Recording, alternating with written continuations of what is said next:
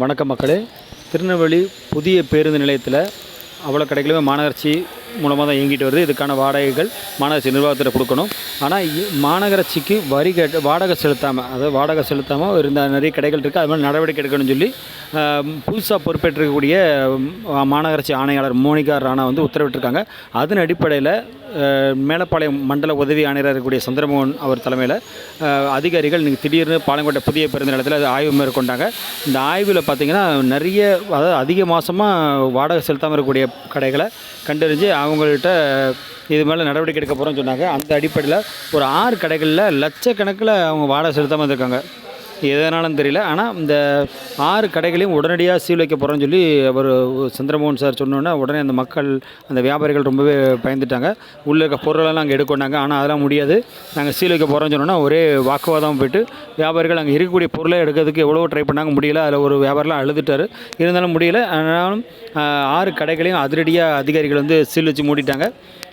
இந்த விஷயத்தை பொறுத்த வரைக்கும், அதாவது கடந்த பல மாதங்களாகவே இந்த வாடகை கொடுக்கப்படாமல் இருக்கிறது தெரிய வந்திருக்கு. அதன் அடிப்படையில் தான் பல முறை நோட்டீஸ் அனுப்பி இதற்கான முடிவு எட்டப்படலை. அப்படிங்கிறதுனால இந்த மாதிரியான ஒரு அதிரடி நடவடிக்கை எடுக்கப்பட்டிருக்குன்னு மாநகராட்சி தரப்பில் சொல்லப்படுது. மாநகராட்சி நிர்வாகம் எடுத்த இந்த நடவடிக்கை ஒட்டுமொத்தமாக அந்த பகுதி வியாபாரிகளிடையே மிகப்பெரிய அளவில் ஒரு சலசலப்பை ஏற்படுத்திச்சு. சில கடை உரிமையாளர்கள் வாக்குவாதத்திலும் ஈடுபட்டாங்க. எவ்வளவோ பேசி பார்த்தாங்க. ஆனால் அதனையும் மீறி அதிகாரி உத்தரவின் பேரில் ஒவ்வொரு கடையும் சீல் வைக்கப்பட்டுச்சு. ஒரு 6 கடை சீல் வைக்கப்பட்டுச்சு. இதனால் அந்த சீல் வைக்கப்பட்ட கடைகள் அடுத்த கட்டமாக மாநகராட்சியில் முறையிட்டு அந்த உரிய வாடகை செலுத்தினா அதுக்கான நடவடிக்கைகள் இருக்குன்னு சொல்லப்படுது. இருப்பினும் உள்ளே இருக்கக்கூடிய பொருட்கள் எதையுமே வெளியே எடுக்காமல் ஒரு 6 கடைகளும் சீல் வைக்கப்பட்டது.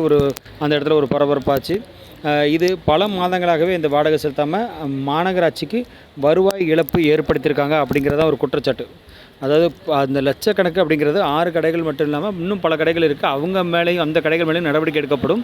இப்போ இந்த நடவடிக்கை எடுக்க தொடங்கிய பிறகு ஒரு 30 லட்ச ரூபா வரைக்கும் மாநகராட்சிக்கு வருவாய் கிடச்சிருக்கு அப்படிங்கிறதையும் ஒரு தகவலாக மாநகராட்சி அதிகாரிகள் தெரிவிச்சிருக்காங்க.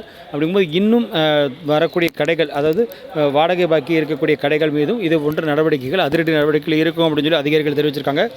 ஆனாலும் 6 கடைகள் மூலமாக லட்சக்கணக்கில்ங்கிறது 1 கோடி ரூபாய்க்கு மேலே இந்த வாடகை பாக்கி மொத்தமாக இருக்குது அப்படிங்கிறது மாநகராட்சி அதிகாரிகள் சொல்லப்படக்கூடிய கணக்கு. அப்படி பார்க்கும்பொழுது கோடிக்கணக்கில் வருவாய் இழப்பை ஏற்படுத்திய கடைகள் அப்படிங்கிற அடிப்படையில் தான் இந்த கடைகளை சீல் வச்சுருக்காங்க.